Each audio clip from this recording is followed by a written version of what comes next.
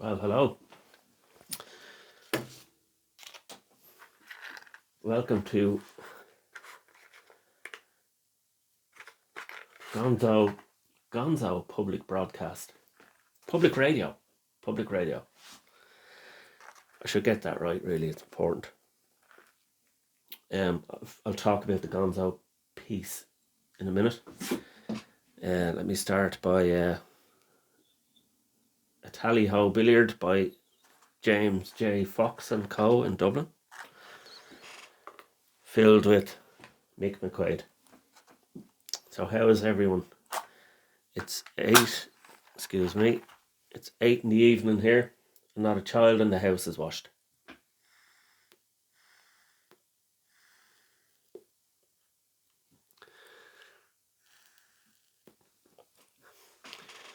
Gone all fancy here with this. Testing my setup. Someone said to me, if you're going to do a radio type broadcast, to talk to the room, and only if there's an important thing to say. Look at the camera. So I'm testing all that out here, so thanks for bearing with me. So as I said, it's past 8 here. I don't know what time it is. It's after 8 in the evening. Saturday evening. Very raucous, isn't it? Not a child in the house washed. So I want to talk about Gonzo.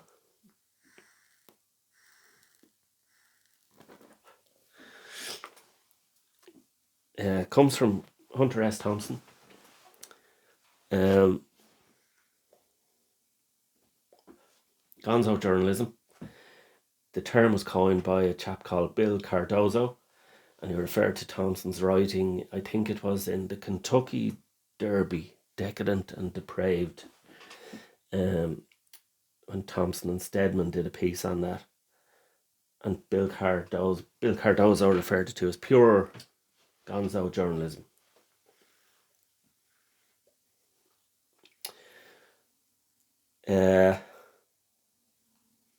Then moving on, further on, 1972, Thompson wrote a book called Fear and Loathing on the Campaign Trail 72, and that was about the Nixon-McGovern campaign.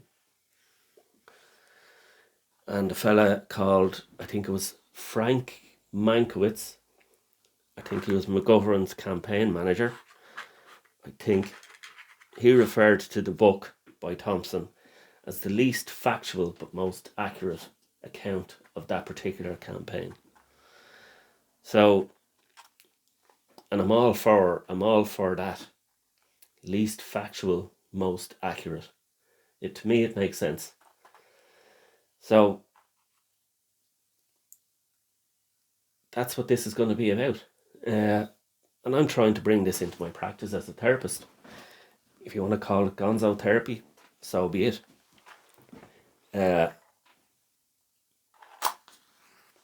That's what I'm working on at the moment, to try and do that. It's a major headache. I haven't smoked this one in a while, so hopefully it'll catch. So yeah, more on Gonzo at another time.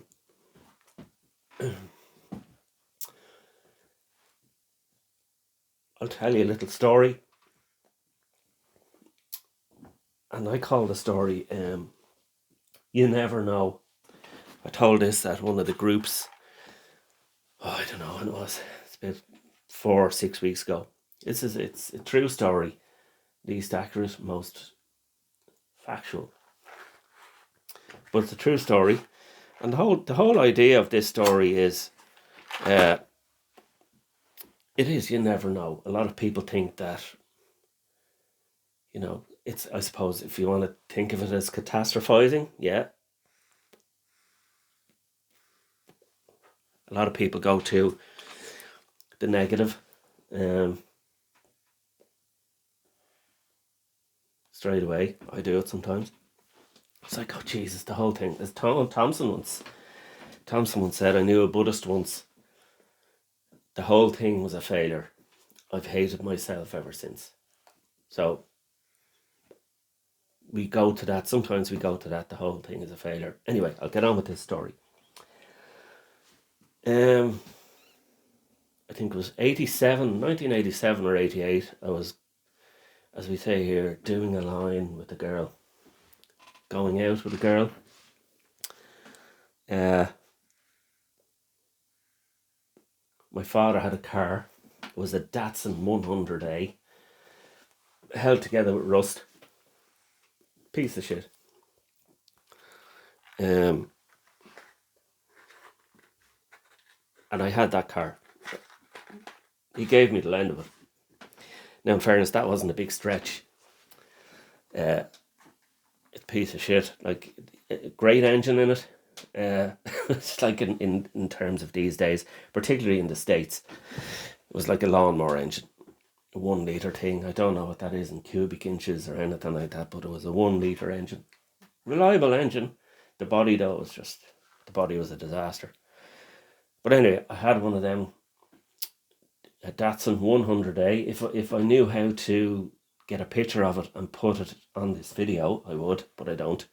So maybe you can Google it for yourself. It was a brown, shitty brown colour, 100A. It was, the sun had bleached the paint, so it was like a flat brown colour. So I was collecting this girl I was going out with, collecting her from work or somewhere like that, and driving her home. Thought it was great in this car. 17 or 18 years of age. You know, nothing stopping me here. This great car, this lovely girl beside me. And we were nearly at our house, and I decided, I'm feeling kind of cool here, you know, driving, cruising around in this Datsun.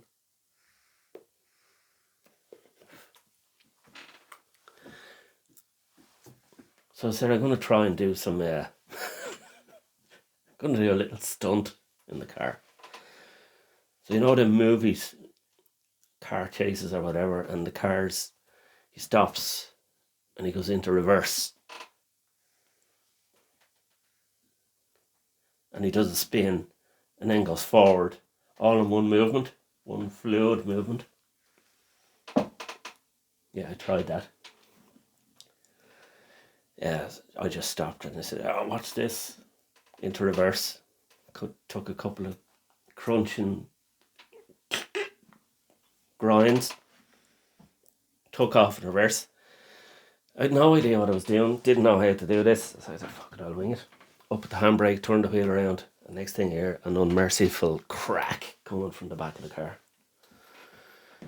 Really loud. You knew there was something wrong. I was like, oh shit. So the car was stopped.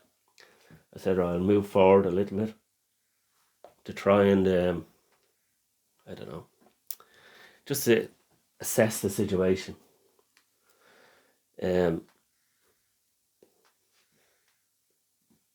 So basically the car was like a shopping cart. It was like the back wanted to go one way, the front wanted to go another.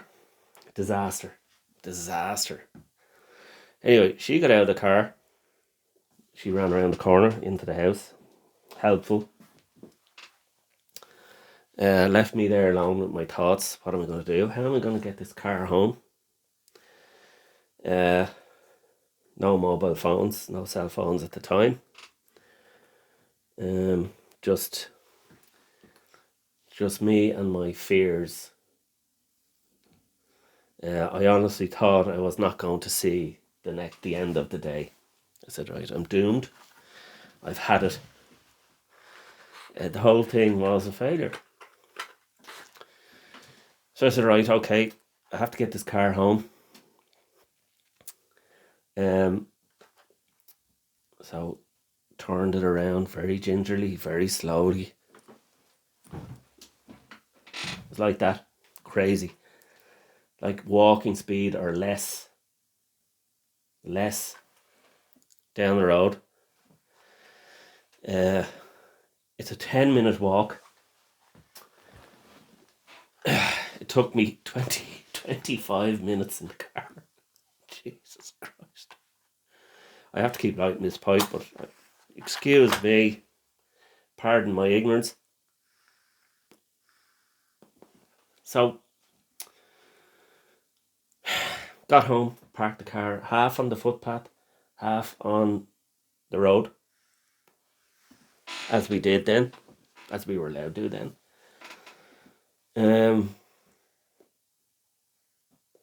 Sat in the car outside the house. This house here, right outside the window here. And say, okay, who am I going to say goodbye to before the day is out? Because this is not going to end well. How am I going to explain this? My father used it for his work.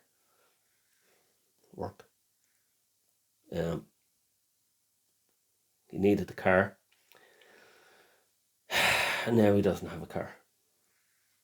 So I parked, went in, and we were sitting around the dinner table. There wasn't much chat going on. And I was sitting there trying to force down my fish fingers. I think you call them fish sticks in the States. It's fish fingers and peas or something like that. It's amazing what memories, what parts of things stick in your head. So, I was thinking, okay, I'll ring Rory and say goodbye to Rory, because my best friend. He'll get a laugh out of it. The fact I was going to be assassinated by my father wouldn't have been on Rory's radar at all. It was just a laugh of what happened. And looking back, it was funny. And then who am I going to ring? Then I'm going to do this. Make some plans. I had some money saved. Who will I take care of? What will I do? So I looked down at my dinner and I was moving the peas around the plate with my fork and, shoveling the fish fingers around. I genuinely thought this was the last day. This is it. I've had it.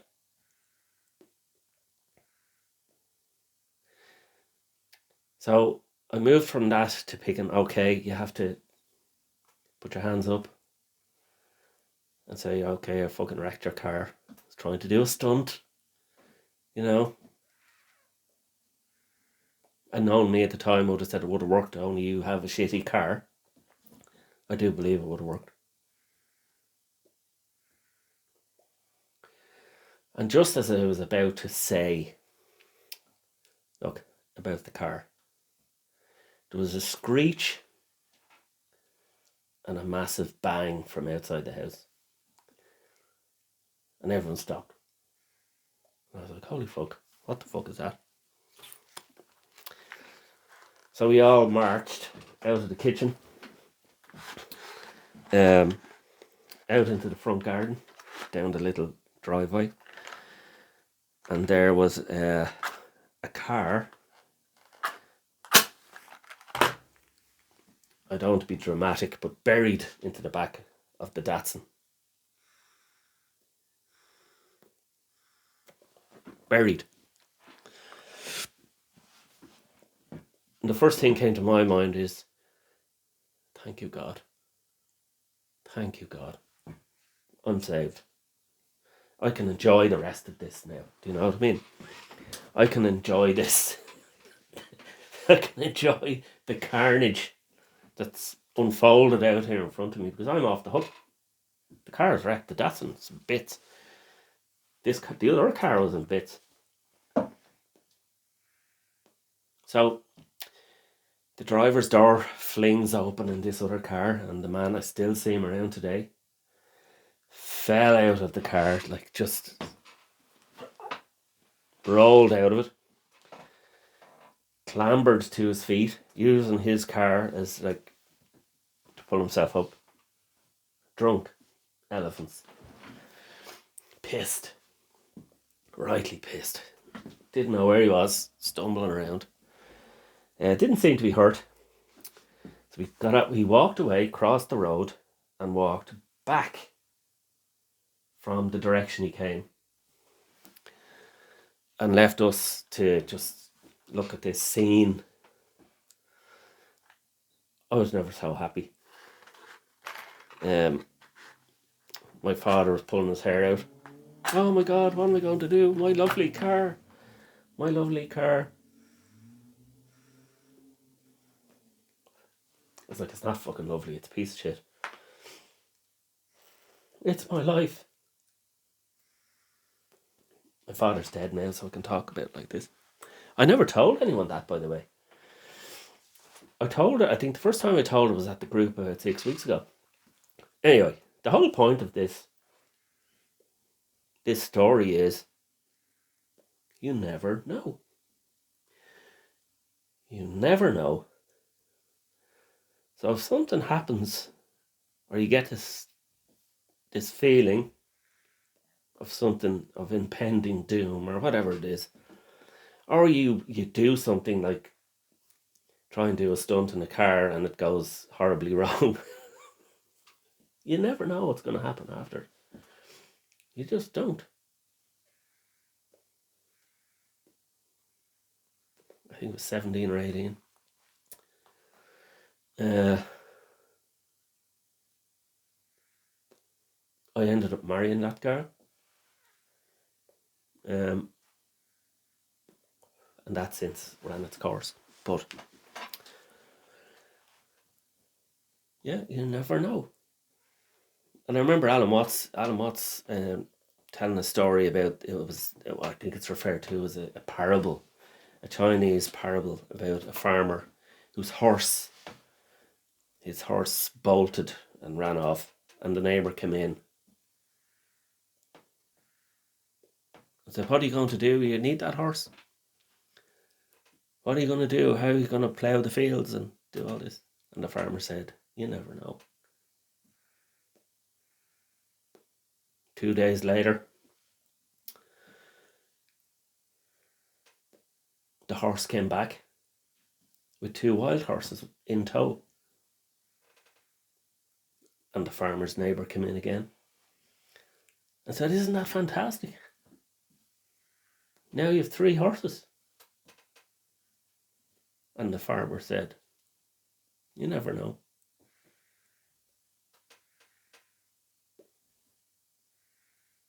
The next day, his son was training one of the wild horses and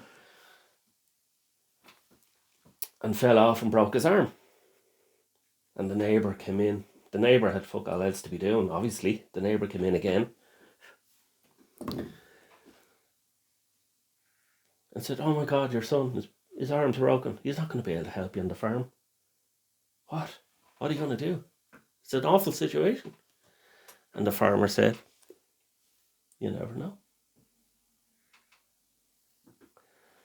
A couple of days later, the army recruiters were doing the rounds. All able-bodied young men had to be taken to war. They didn't take the farmer's son because he had a broken arm. He'd be no use to them.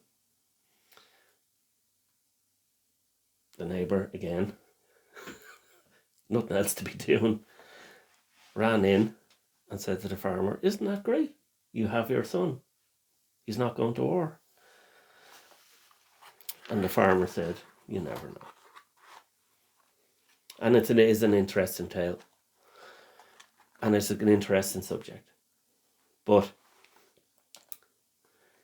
it is a fact. You never know.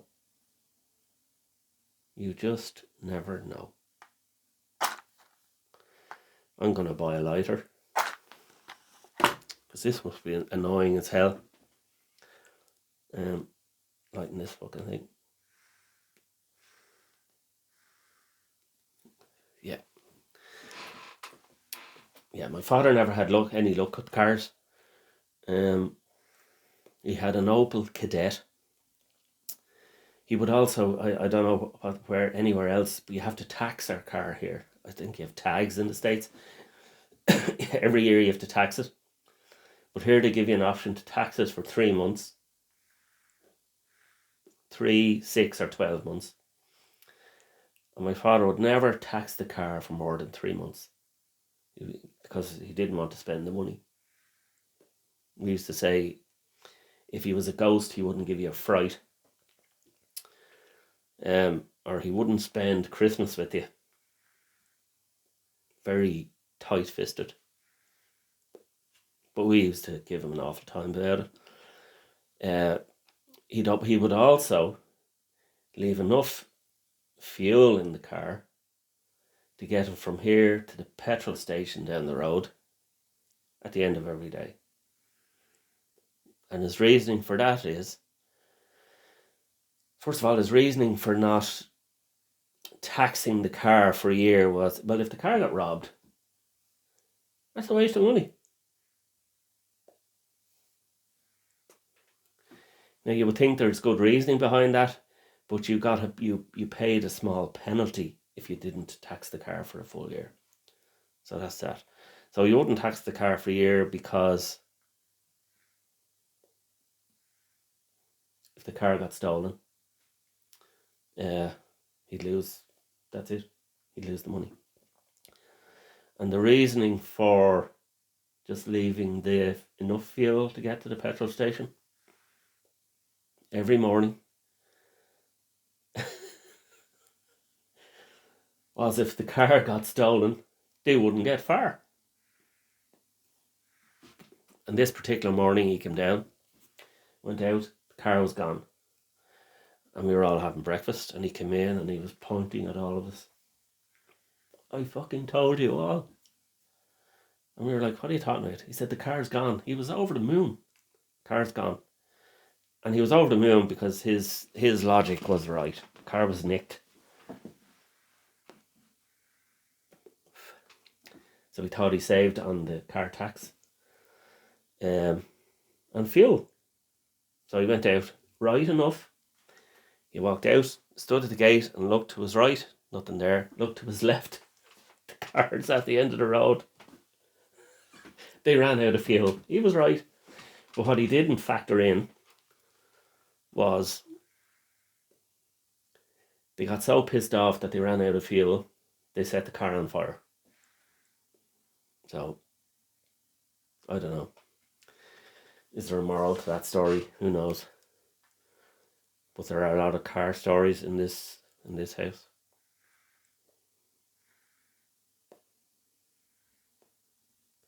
I'm sort of liking this setup. I don't know how it looks. I might look at this video back before I post it. But I'm going to post it anyway.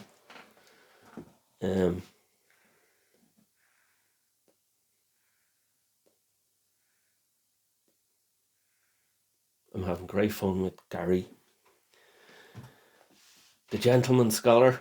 He's learning a lot about Irish culture through a fella, Bernard. I can't think of his second name. He's on Facebook. And it started off like he was sending me videos. Is this true? Is this true? Is this video? Is this true? And yeah, it's all true. It's a funny fucking country to be living in.